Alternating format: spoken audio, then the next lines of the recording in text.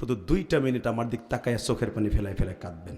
আমার এই কান্নাগুলো অভিনয় না, আল্লাহর কসম, আল্লাহর কসম। নায়ক নায়িকারা অভিনয় করে, টাইগার বাম দিয়ে লোশন দিয়ে পানি বাইর করে। কোনো উলামা একরাম নবীরা এস্কো দিয়ে বয়ান করতে যে কেউ অভিনয় করে চোখের পানি ফেলায় না। মা বাবার ওয়াজ করতে যে কেউ অভিনয় করে চোখের পানি ফেলায় না। এই পানিটা ডাইরেক্ট অন্তর থেকে আসে।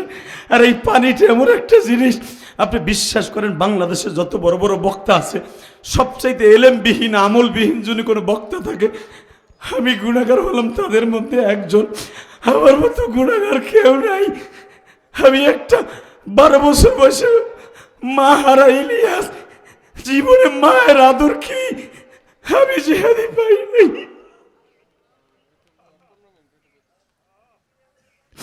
আমি ইলিয়াসুর রহমান জিহাদি মায়ের দোয়া নিয়েই তোমাদের সামনে বয়ান করি ভাই। এই জন্যই দেখো হাজার হাজার মানুষ এই খাওয়া নাওয়া বাদ দিয়ে বসে আছে। আমি যখন প্রতিদিন চেয়ারে বসি মনে মনে ভাবি, ইলিয়াস তোর ভিতর কি আছে? এই যে গতকালকে রাত্রে সিরাজগঞ্জ থেকে আইছি তারাস, হাজার হাজার যুবক চিল্লাইছে কাঁদছে। আমি তখন সাইফ হিসাবে বলছি, বলেন ইলিয়াসের মধ্যে কি আছে? যুবকগুলো পাগলের মতো চিল্লায় কেন? কলেজের ছেলেরা চিল্লায় আর কান্দে। সাইফে আমার বলে, আপনার ভিতরে কিছু নাই, কিন্তু আপনার ভিতরে যা আছে অন্য বক্তার ভিতরে তা নাই। অন্য বক্তারা কান্দায় 2 মিনিট 5 মিনিট, আর আপনি কান্দান 2 ঘন্টা। অবশ্যই আমার মওলার কাছে সবচেয়ে দামি হলো বান্দার চোখের পানি। আর চোখের পানি অভিনয় করে আনা যায় না বাবা।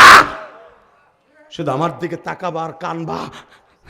আমার নবী আবু জেহেলের ছোট ভাই হারেসকে বলতেছে, চাচা ও চাচা, ওহুদের মাঠে আর তায়েফের মাঠের বর্ণনা আমি আপনার কাছে করতেছি।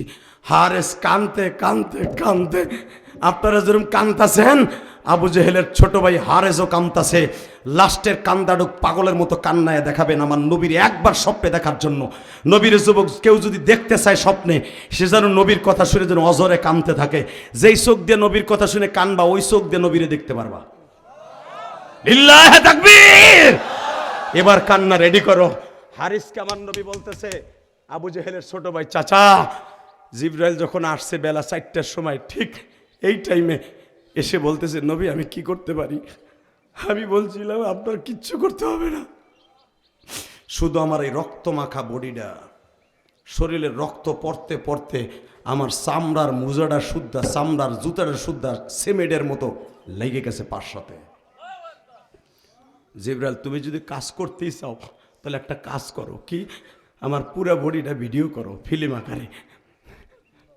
কেন? আল্লাহরে জিগাইও কিল্লে কইছে, আল্লাহ তোমার অন্তর্জামী, আল্লাহু আলিমুম বিজাতিস সুদূর। ওনারে জিগাই বা কিল্লিকে ভিডিও করতে গেলে, জিবরাইল ভিডিও এই জন্য করবি 8টার সময় আসস নাই, 4টার সময় আইছস। এখন যেই পাথরের উপরে আমি বইছি ওই পাহাড়টা এখনো আছে। মুসলমানের পোলা 750 ফুট উঁচা এই পাহাড়টা এখনো দাঁড়ায় আছে। ওই পাথর পাহাড়ে কথা বলে, এখনো কথা বলে, এখনো কথা বলে। যাদের কান আছে তারা শুনতে পারে ওই পাথরের কান্না। ইমাম গাজালি যতবার ওই পাহাড়ের কাছে গেছে ততবার কানছে। ওয়াইস কুরুনি যতবার নবীর ওই পাহাড়ের কাছে গেছে, নবীর জন্য পাহাড় কান্দে, ওয়াইস কুরুনি শুনছে। আর ওয়াইস কুরুনি পাগলের মতো পুরা তায়েব বের দৌড়েছে। এবার তুমিও কানবা।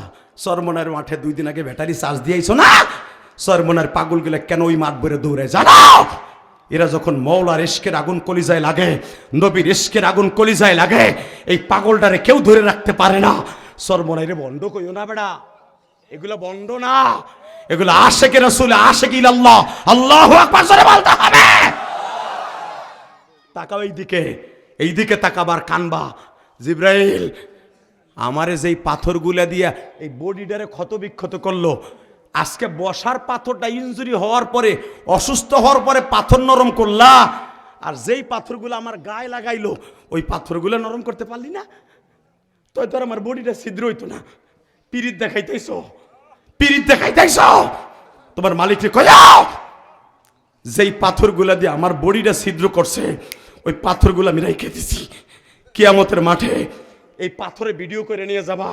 আমার পাই করার উম্মাত গুলো যখন আমার এই পাথরের কথা শুনে কানবে, আমার এই উম্মাদের টান দিয়ে আমি জান্নাতের গাড়িতে উঠাবো, আমার জান্নাতের গাড়িতে উঠাবো, আমার জান্নাতের গাড়িতে উঠাবো। আর তাইফের বর্ণনা শুনে যারা চিল্লাবে আর তাকবীর দিবে, কাদিয়ানীদের কাফের ফতোয়ার দাবিতে আলেম ওলামার তাকে সারা দিয়া পাইকরার থেকে টাঙ্গাইল যাবে, ঢাকা যাবে, আমি রবি তাদের সুপারিশ করব। দীপ্ত কণ্ঠে আওয়াজ দাও, জীবনের বিনিময় হলো নবীর দুশমন যারা আছে কাদিয়ানীদের বিরুদ্ধে ও মুসলমান দাবিতে কে কে বাড়ি ছাড়তে, গাড়ি ছাড়তে, জীবন দিতে রাজি কে কে আসো, গলা ফাটাই আল্লাহকে জোরে একটা তাকবীর ধ্বনি দিয়ে উলামায়ে কেরাম দেখায় দাও।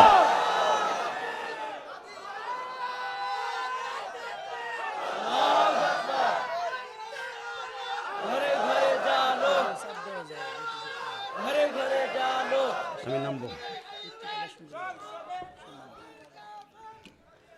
এই কাফের কাফের এইটা বলেন না কেন? এইটা বলা ফরজ, বলেন।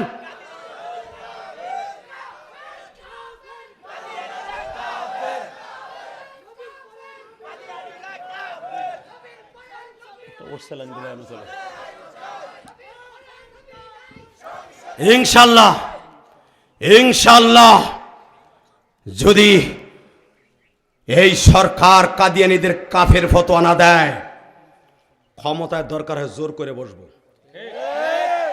অন্তত 30 জন আলেমকে যেমনে পারি সংসদে নেব। তারপরে মামুনুল হকের মতো আর ফয়জুল করিমের মতো 2টা বাঘ গেলি হইছে। এরপরে চান্দগুলা কেমনে পিড়াইতে হয় আশেকে রাসূল আর কলেজের যুবকদেরকে নিয়ে আদায় করব।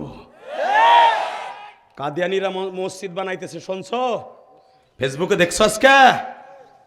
মসজিদ বানাইতেছে ওরা পঞ্চগড়ে, ঢাকায় নারায়ণগঞ্জে মসজিদ বানাইতেছে।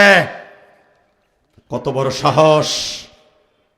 পাকিস্তান থেকে, সৌদি আরব থেকে মেহমান এনে ইউনূস সরকারে কান পর্যন্ত দাওয়াত দিলাম। এরপরে মসজিদ উদ্বোধন করছে গতকালকে তারা।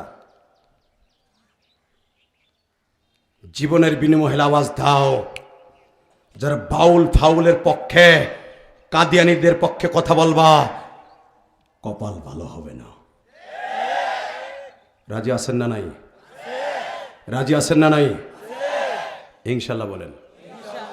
30টা সেকেন্ডে দীপ্ত কণ্ঠ আওয়াজ দিয়ে বলবেন, আমার মতো যাদের এই মাহফিলে মা নাই, বাবা নাই, যাদের চোখ দিয়ে অঝরে পানি পড়ছে, আমার মনে হয় একটা লোকও নাই অন্তত নবীর কষ্টে কষ্ট না পাইয়া কাঁদে নাই এমন একটা লোক নাই। আজকের মাহফিলের সভাপতি সাইফিও কাঁদছে, আমলুমা কাঁদছে, সভাপতি কাঁদছে। আমার মন কেন যেন বলে এই দিনের বেলার চোখের পানি মওলার আদালতে চলে গেছে।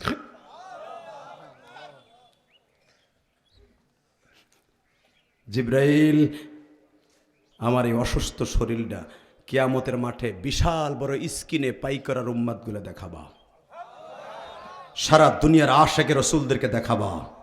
তারা দেখবে আর বুঝবে যে আমার কি পরিমাণ মারছিল। চাচা, আমি 2টা বর্ণনা ঠিক মতো করতে পারি না, একটা তায়েফের বর্ণনা আর একটা হলো উহুদের মাঠের বর্ণনা। আমার দাঁত 2টা ভেঙে দেওয়ার পরে চাচা আজকে বলতেছেন আমার খারাপ দেখা যায়। ও চাচা, ইবনি কুমাইয়া যখন আমার বাড়ি দিয়ে দাঁত 2টা ভেঙে দেয়, আমি সেই কাল থেকে নিয়ে হিজরাতের 4র্থ সালের পরের থেকে নিয়ে এই পর্যন্ত, আজও পর্যন্ত আমি ঠিক মতো গোশত চাবাই খাইতে পারি না। কারণ আমার এই কাঁচা দাঁত 2টা পিড়াইয়া ভাঙছে, লোহার হেলমেট আমার মাথার মধ্যে ভাঙ্গে ঢুকাই দিছে। আমি এখনো মাথা সোজা করে দাঁড়াইতে পারি না। যারা আমার এই উহুদের মাঠের আর তায়েফের মাঠের বর্ণনা শুনে কাঁদবে, আমি নবী তাদেরকে লইয়া জান্নাতে যাব। নবীর সাথে জান্নাতে যাওয়ার নিয়ত আছে না নাই? যাবেন সবাই? হাত 2টা উঠান তো দেখি, জোরে উঠাতো। কলিজার যুবক উঠা। এই আল্লাহ, ডিসেম্বরের 1 তারিখ জোহরের নামাজের পরে আল্লাহ দেখো তোমার নবীর সাথে জান্নাতে যাবে, তোমার নবীর সাথে জান্নাতে যাবে, 5 ওয়াক্ত নামাজ পড়বে। আর মাত্র 30 দিন পরে আমার বাংলাদেশ থেকে 2025 সাল বিদায় নিয়ে চলে যাবে।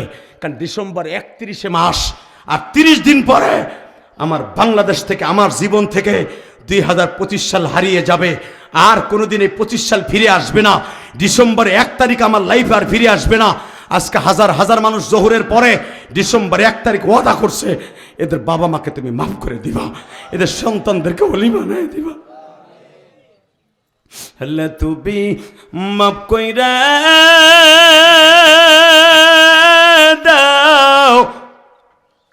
এই টাঙ্গাইল কালিহাতিবাসী রে মাফ করিয়া উঠাইবা হাসর। বাবা আমার দিক তাকাবেন, কোন দিক ঘাটটা ঘুরাবেন না। আমি আপনার মতো মাহারা, আমি আপনার মতো গুনাহগার। এই ময়দানে আমার মতো গুনাহগার কেউ নাই, সবাই নেককার, আমি গুনাহগার। আমি গুনাহগারের কথা শুনে আল্লাহর হুকুমে কাঁদছেন। আজকের চোখের পানি মওলাই ফিরাই দেবে না। আমার মতো যাদের মা হারায় ফেলছেন কবরে, বাপ কবরে, একদিন আপনিও কবরে চলে যাবেন, আপনার ছেলে মেয়েরাও বলবে আমি এতিম। 30টা সেকেন্ড এমন এতিম বাবা আছেন, আমারে বলা হয়েছে এই মাদ্রাসা এতিমখানার জন্য। বিশ্বাস করেন বাংলাদেশে বহুত মাদ্রাসা দেখছি, এই পাইকরা যদি অজপাড়া গায় 3টা থানার মাঝখানে, ভাসাইল, কালিহাতি,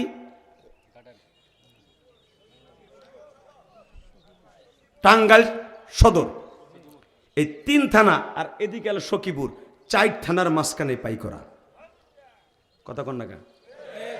এই পাই করা পাই পাই হাঁটি হাঁটি পাই করতে করতে আজকে এত সুন্দর মাদ্রাসা। আলহামদুলিল্লাহ বলতে পারলেন না? নামও পাই, উঠছেও পাই হাঁটি হাঁটি করে। 30টা সেকেন্ড আল্লাহর কোনো বান্দা আছেন কি এই পাই করে হাঁটি হেঁটে এই জান্নাতি মাদ্রাসাটার জন্য? যুবক ভাই তোর পাও ধরছি, ব ওইখানি বয়ে পর, প্যান্টে ধুলা ভরা, তুই জান্নাতে যাবি। ব তুই তোর বৌরে যে কোষ নয়, তোর ডার্লিংয়ে যে কোষ, ওয়াজে যে ধুলা ভরাইছি, ফাঁসা দেখলে দেখ, নাহলে যা। লিল্লাহে তাকবীর। এই যে এ তালবেলি তোমরা বসো। আমার কলেজের বন্ধুরা প্যান্ট, চায়না প্যান্ট পরছে, ওপরে বসতে পারে না, চাপ দিয়ে বসতে গেলে ফেরাত করে বাইরে যাবো মোতার জায়গা। আল্লাহ যারা বসে পড়ছে এদেরকে জান্নাত দিবা, যেরকম আমিন। আমার দিকে তাকান, একটা লোক লাভ দিয়ে দাঁড়ে বলতে পারবেন হুজুর আপনারও মা নাই আমারও মা নাই। 30টা সেকেন্ডে একটা লোক দাঁড়ায় বলেন তো, এই মাদ্রাসার জন্য 5 জন যুবক দাঁড়াবা, তোমার পাও দূরে বলছি। ইলিয়াস রহমান জেহাদি কেরানীগঞ্জে যে হাবিবুল্লাহ মেজবা গেছিল, আমি উমরার থেকে আসার পরে আমি 4 কোটি টাকার উপরে খরচ করে একটা মসজিদ বানাইছি, মাদ্রাসা বানাইছি আমার গ্রামে। ঢাকার টাউনে মাদ্রাসা বানাইছি 5 কোটি টাকা দিয়া। গ্রামে মান নামে একটা মহিলা মাদ্রাসা করছি 3 কোটি টাকা দিয়া। তোমরা ফেসবুকে দেখছো।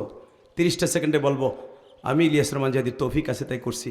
সভাপতি সাহেবের এত বড় দিলওয়ালা মানুষ, আপনারা চিনেন না, চিনবেন মরে যাওয়ার পরে। লোকটা আলেমুল আমাকে অনেক ভালোবাসে, আলহামদুলিল্লাহ বলেন। সে রাজনীতি কি করলো না করলো দেখার বিষয় না, তার মনটা আলেমুল আমার দিকে এত বেশি, কল্পনার বাইরে। সেও মা বাবা ভক্ত। 30টা সেকেন্ডে যারা মা বাবা ভক্ত আছেন, একটা লোক লাভ বেদারে বলবেন হুজুর আমার মায়ের জন্য, বাবার জন্য, এই মাদ্রাসার জন্য। একটা লোক লাভ বেদারে বলেন তো হুজুর আমি 1 বছর সময় লাগাই, আমি আস্তে আস্তে করে, আমার ছেলে প্রবাসী থাকে, আমি প্রবাস থাকি, আপনার মতো আমারও মা নাই বাবা নেই,